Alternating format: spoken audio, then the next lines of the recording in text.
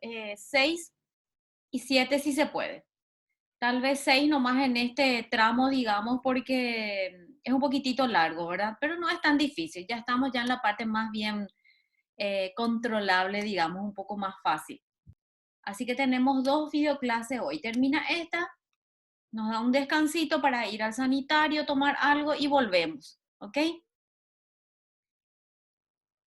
Está para 1 hora, pero realmente y 40 eso va a terminar. Vamos a iniciar entonces la clase.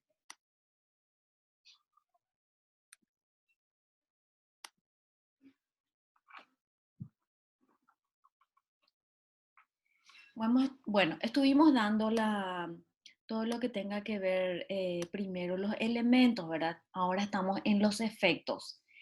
Estas 3 unidades hablan específicamente de todo lo que tenga que ver con los efectos, las consecuencias, depende de cómo se va la situación. Entonces, es interesante entender bien por lo menos y después la segunda vez que podamos leer ya vamos a entender mejor, pero no es tan difícil. Vamos a prestar mucha atención. Entonces vamos a entrar ahora uno de los efectos es la indemnización.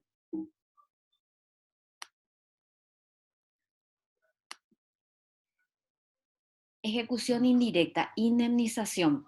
Vamos a entrar en la indemnización. No cumplió esta persona con su obligación, no honró. Entonces viene a nuestro estudio jurídico esta persona y dice, ¿qué podemos hacer?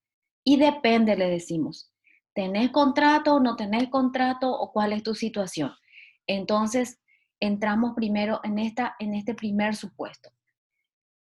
En este campo, la indemnización supone siempre el incumplimiento imputable de una prestación anteriormente prometida y la acción tiende al resarcimiento de los daños ocasionados.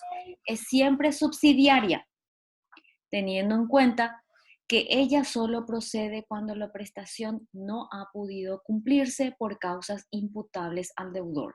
O sea, responsabilizar al deudor. Entonces estamos entrando con palabras que van a significar mucho en adelante para el curso. Por ejemplo, imputabilidad, perdón, que implica la responsabilidad. Alguien pues tiene que abonarme esa cuenta, no se pagó, me causó diferentes tipos de consecuencias que vamos a ir dando. Entonces, ¿qué es lo que puede hacer? Y puede pedir indemnización. ¿A quién? A la persona responsable, a la persona imputable. En rigor, la obligación de este es cumplir con la prestación en especie. Pero cuando incurre en un hecho que le es imputable, está obligado a reparar el perjuicio que ese cumplimiento acarrea.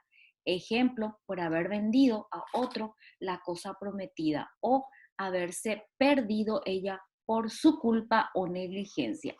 Esa es la imputabilidad. ¿Quién es responsable de ese hecho?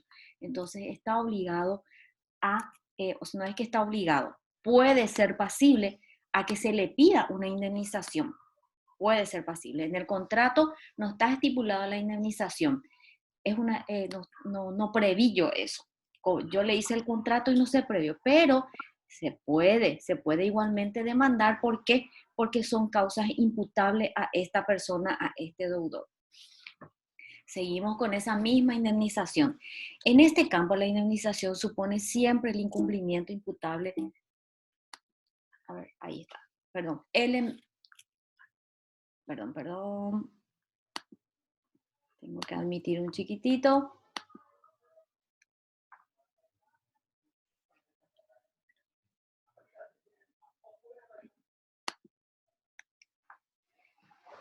Supone siempre el incumplimiento imputable de una prestación anteriormente prometida y la acción tendiente al resarcimiento de los daños. Bueno, ya leímos ya esa parte, ya está.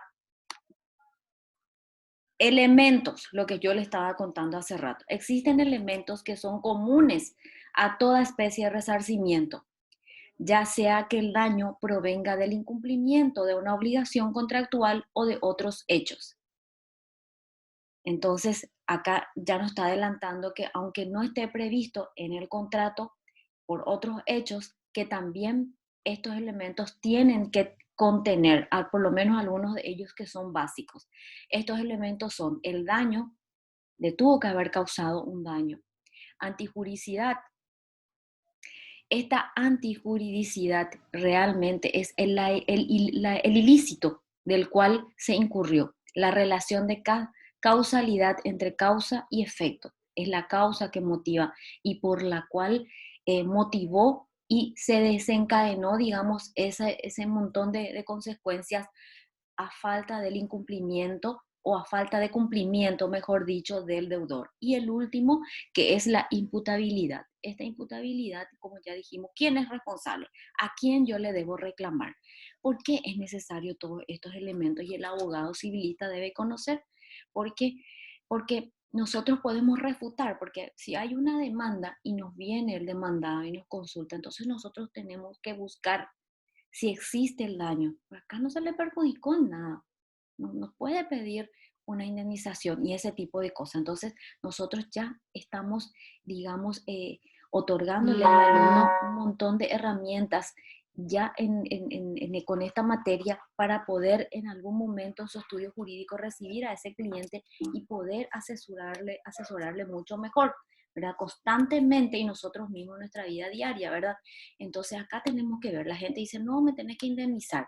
Cualquier persona que conversa, que habla siempre, dice, no, una indemnización, ¿no? O pide el doble. Pedir el doble o pedir más es una indemnización. En esos términos hay ciertos elementos que tienen que concurrir y son estos. Inejecución. Bueno, inejecución, o sea, no cumplió la obligación. Vamos por ese camino. Normalmente las obligaciones se extinguen por su cumplimiento, pero sin embargo, ay, acá estoy tapando un chiquitito Sin embargo, existen casos en que dejan de cumplirse. Este incumplimiento puede asumir dos formas. Primero, el temporario o provisorio y segundo, el definitivo. Bueno, cuando hablamos de un incumplimiento provisorio que todos conocemos, aquí la obligación puede ser cumplida posteriormente. Un ratito, vamos a admitir ahí. Un ratito.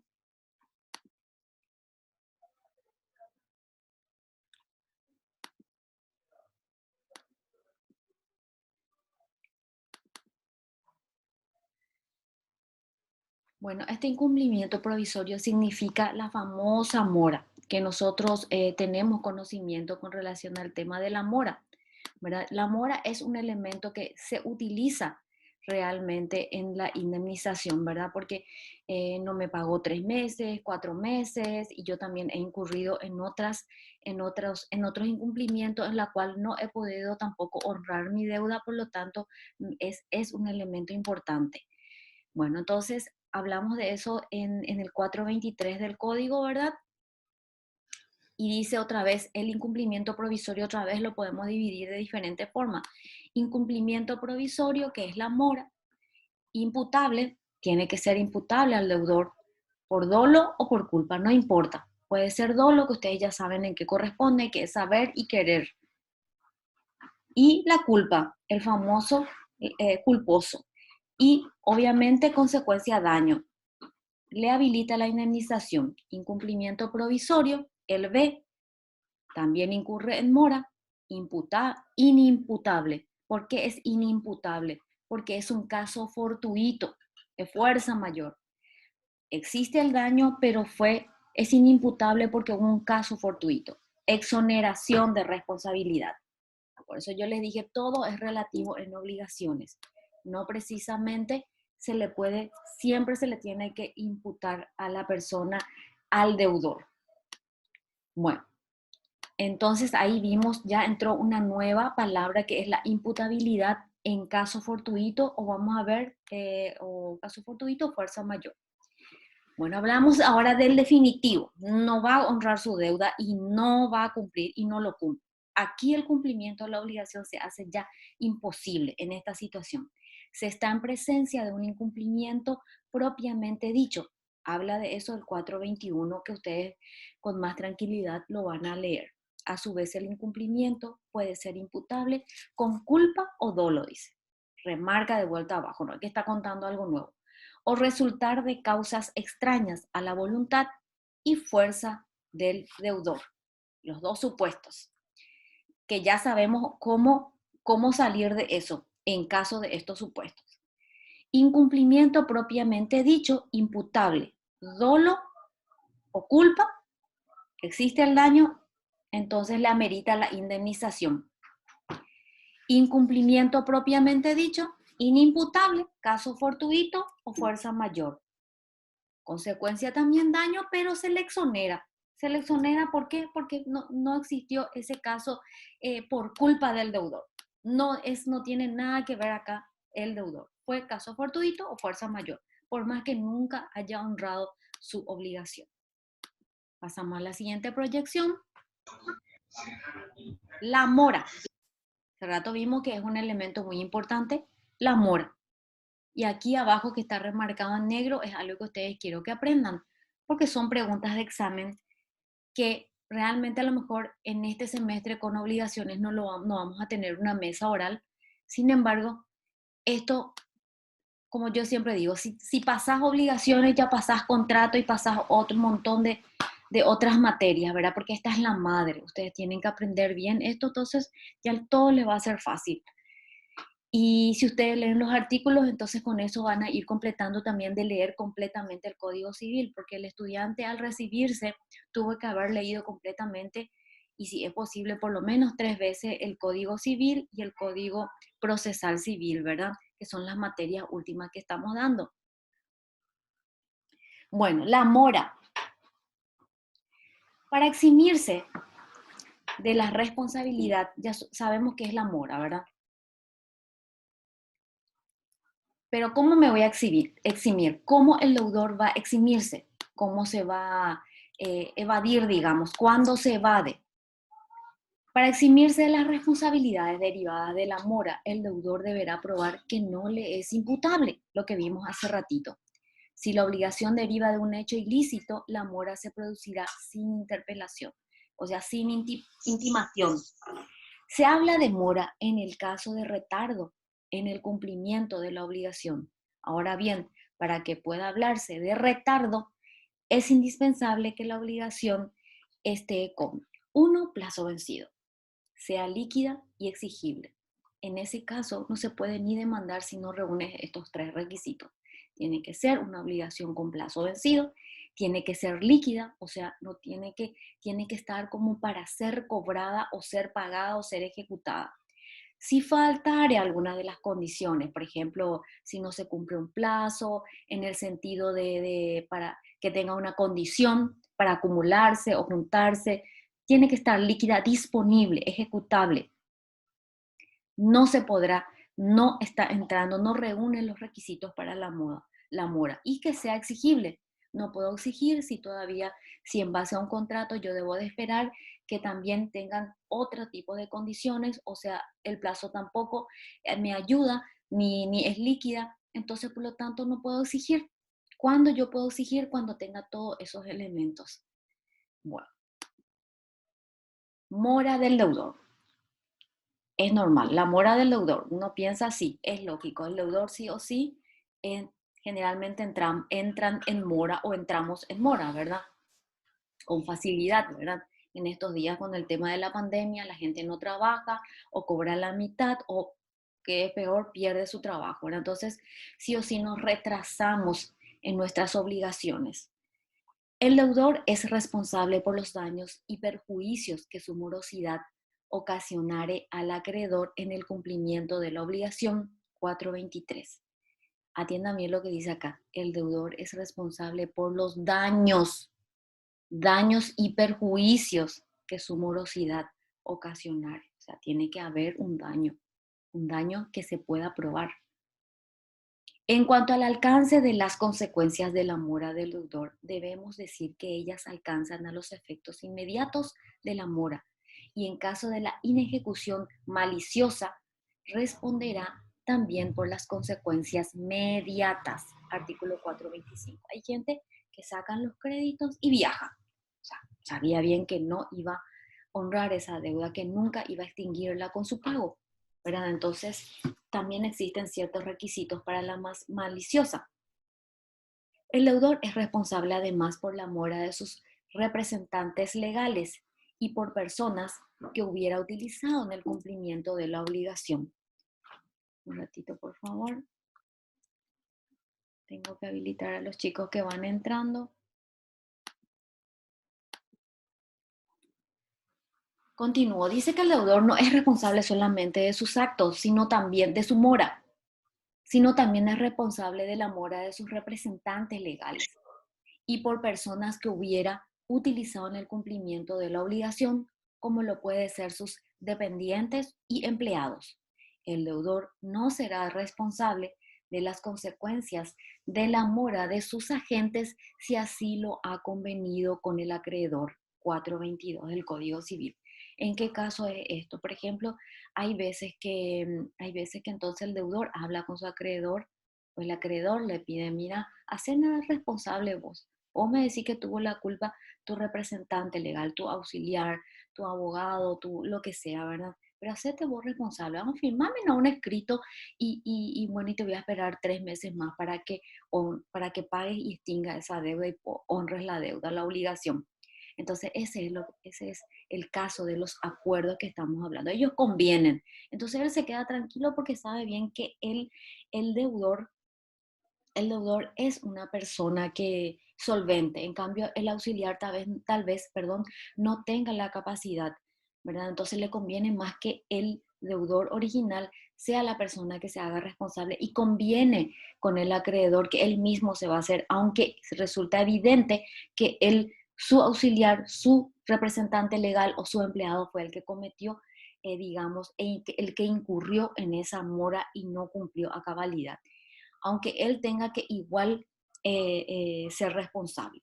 Asimismo, dice el último punto, el deudor puede quedar exonerado de toda responsabilidad si la mora no le es imputable, lo que ya vimos hace rato, por obedecer en caso fortuito o fuerza mayor. Siempre el 426. Mora del acreedor. Uno piensa a veces, ¿cómo puede ser mora del acreedor? No entiendo, ¿verdad? Pero sí ocurre. Voy a poner un ejemplito claro como para que se puedan posicionar ya dentro de esa situación.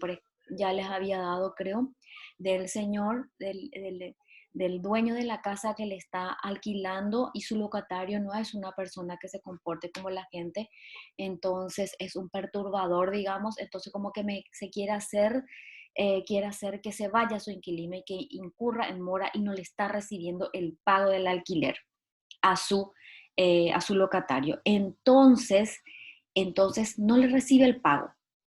Ese caso es una mora del acreedor. Me voy para pagarle al señor o no viene a recibir mi pago. Yo soy la deudora y no estoy pudiendo cumplir mi deuda porque es el acreedor el que no viene. Le va a habilitar entonces a ese acreedor para hacerle un desalojo o para no renovarle su contrato. El acreedor puede ocasionar con su conducta el retardo en el cumplimiento de la obligación en los siguientes casos. Si rehusara recibir la prestación ofrecida, a pesar de reunir los requisitos de pago, 428. Cuando, intimado a recibir la prestación ofrecida, no realizare los hechos que le incumben para verificarlo o siempre que no estuviese en condiciones de cumplir con su contraprestación. 428, segunda parte. Mira, el deudor le dice, mira, estoy acá, ¿cuándo me va a recibir? Tal fecha. Llega a tal fecha y dice que va a recibir, pero no lo recibe. O cuando realmente también el acreedor no cumplió a cabalidad con toda la contraprestación con el deudor. No incurre en mora el acreedor si el deudor que efectúa el requerimiento no pudiese efectuar el pago en su oportunidad. 428. Entonces, hay veces que también el deudor efectúa el requerimiento y no pudiese, pero tampoco se acerca y ejecuta realmente el pago. Tampoco se dan esa situación. Efectos de la mora al acreedor. ¿Qué pasa cuando ya entra en mora el acreedor? La mora del acreedor produce los siguientes efectos. El deudor solo responderá por su dolo o su culpa. Si la obligación es de dar cosas inciertas, los riesgos serán a cargo del acreedor, en tanto no cumpla con la intimación para recibir la cosa escogida. Los riesgos corren exclusivamente a cargo por su cuenta o del acreedor, como se dice. Un ratito, están ingresando, ahí entra Natalia Frutos. Bueno, la obligación del deudor de restituir productos o abonar su importe queda limitada a lo que hubiese percibido efectivamente. El deudor tiene derecho a reembolso de los gastos, de los costos, debe decir ahí, o gastos de conservación, mejor gastos, de los gastos de conservación o guarda al igual que los originados por el requerimiento infructuosos. Eso es siempre, el depositario o la persona que está guardando cosa ajena, ¿verdad? Tiene derecho a que sea resarcido, por ejemplo, los gastos que incurrió cuando no se es imputable al deudor. Entonces, eso es lo que nos está diciendo. Este término también vamos a estar usando constantemente en el curso. Dice gastos de conservación. Es la principal obligación de la persona que detenta la cosa. Vamos a ir dando diferentes figuras. Por ejemplo, un depositario. Si yo estoy guardando o yo estoy teniendo un hotel, yo me tengo que hacer, tengo que cuidar, tengo que conservar la cosa. Pero si no vienen a buscar a tiempo, yo no me hago, yo tengo que cobrar esos gastos en que incurrí porque la otra persona no lo vino a buscar en tiempo y forma. El deudor queda facultado. Podríamos hablar, discúlpame, profe, podríamos hablar de las intensas y expensas en ese caso, o no guarda relación con eso. Esos son los gastos, es los gastos propios que están previstos en la ley.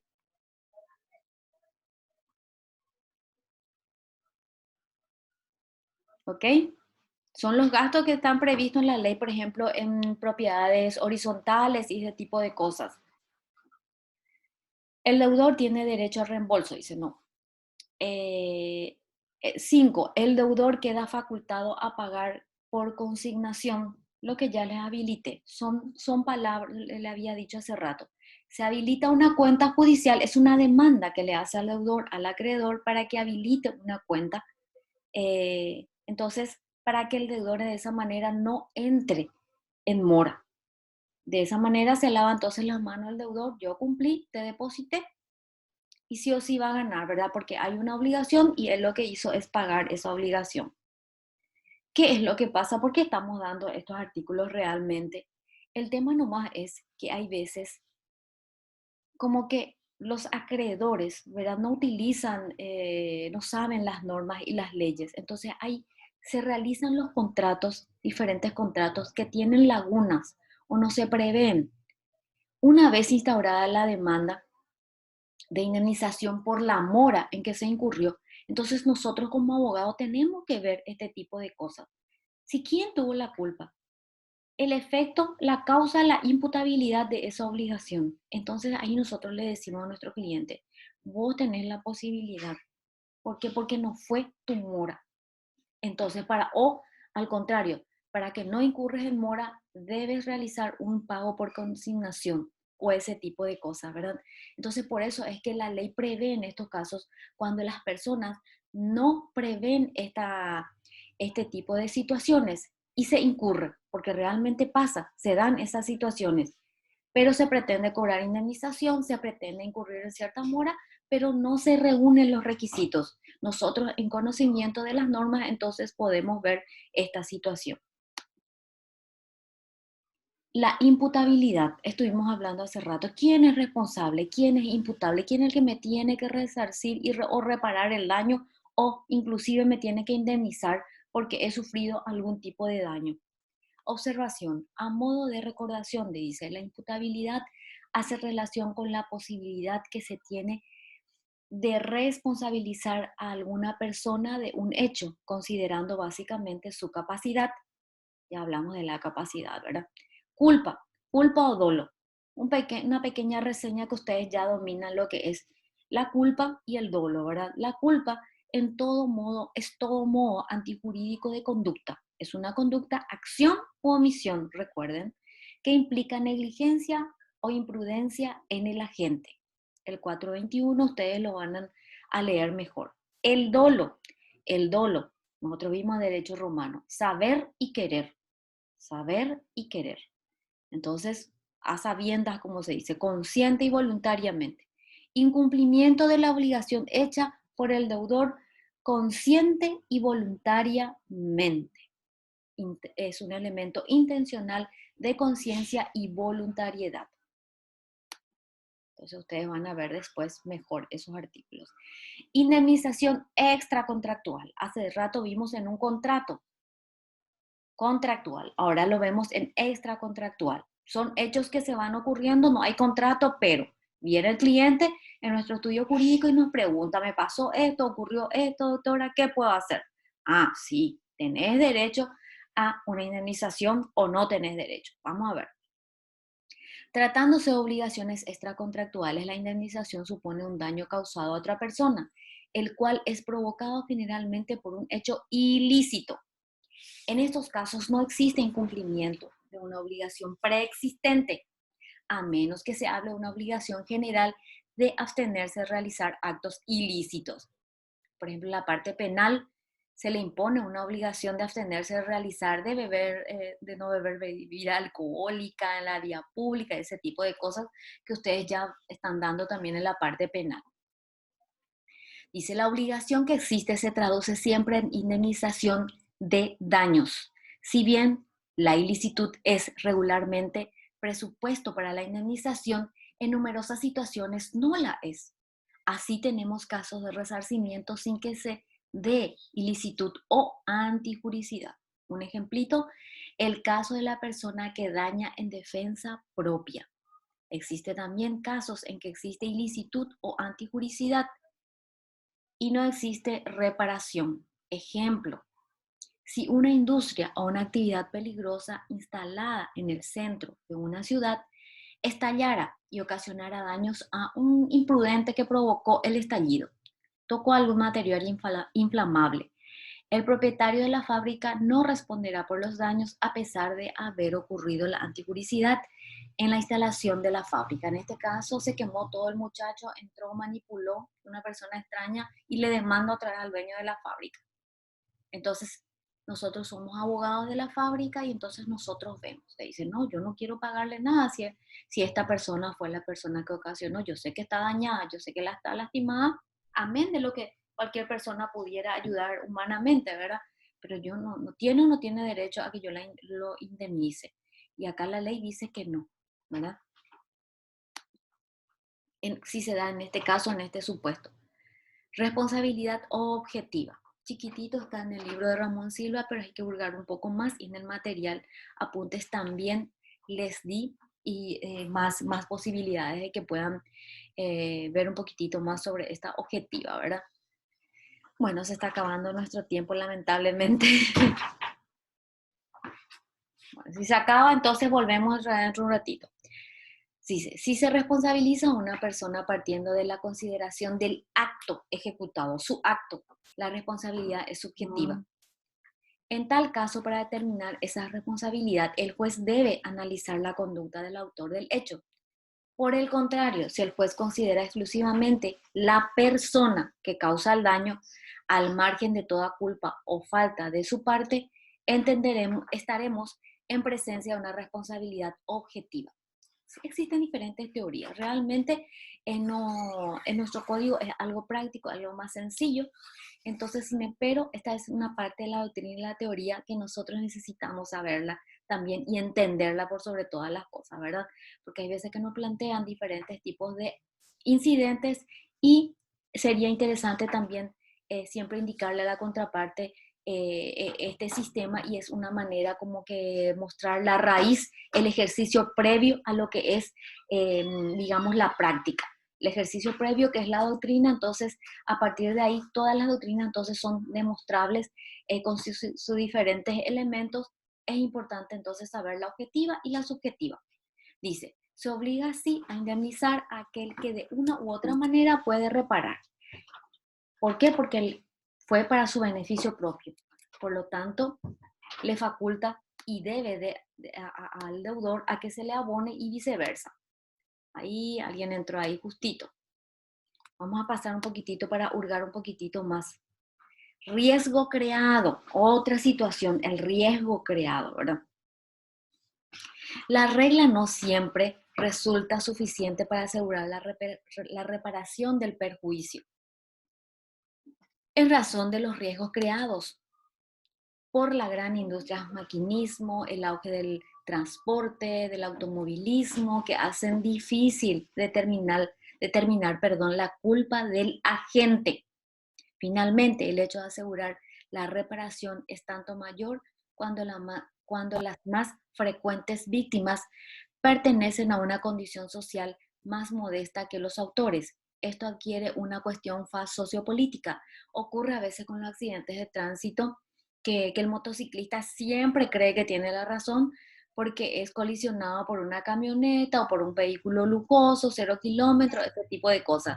Generalmente no es tan así, ¿verdad? Existen elementos que dicen que no es así, que a veces se quiere dar una faz sociopolítica, eso es lo que está manifestando la proyección. Estas consideraciones y otras semejantes han inducido a una parte importante de la doctrina especialmente germánica, dice. Y habla un chiquitito más del riesgo creado, según la cual la reparación es independiente de la conducta de quien directa o indirectamente provocó el daño.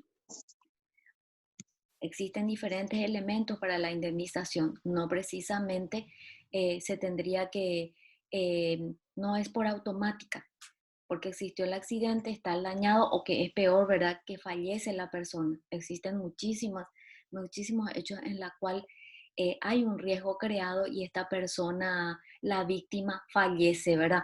Por decirlo así, la víctima. Realmente tendríamos que ver quién ocasionó o por eso generalmente para hacer la indemnización en los casos de accidentes de tránsito existe un plazo de 2 años luego de la sentencia en la parte penal y poder realizar de esa manera luego del juicio oral. Si es que va a juicio oral, ¿verdad? Puede ser también que haya tomado alguna salida procesal o puede ser alguna abreviada. Bueno, ahí la segunda parte del artículo 1833 establece expresamente que aún no mediando culpa se debe igualmente la indemnización de los casos previstos en la ley, aún no mediando culpa. En otras palabras, ya no es la culpa el fundamento único de la imputabilidad, pues la propia norma jurídica se establece la posibilidad de responsabilidad a quienes aún sin culpa ocasionan daños a los demás.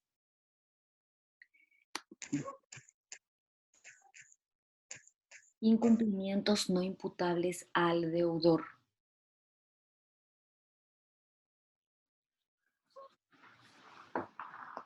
Habla el 426, estamos a punto de perder el tiempo. El incumplimiento puede no deberse en absoluto a la falta de voluntad del deudor y puede deberse a factores extraños por completo a su voluntad. Tal es el caso del cumplimiento debido en caso fortuito o fuerza mayor. Ya habíamos hablado del 426. En tal caso, estamos en presencia de un incumplimiento no imputable. Cuando se produce el incumplimiento de un contrato o se le ejecuta de manera insatisfactoria, el deudor se encuentra en falta. Entonces se plantea la cuestión, la razón del incumplimiento. Un ratito. Caso fortuito.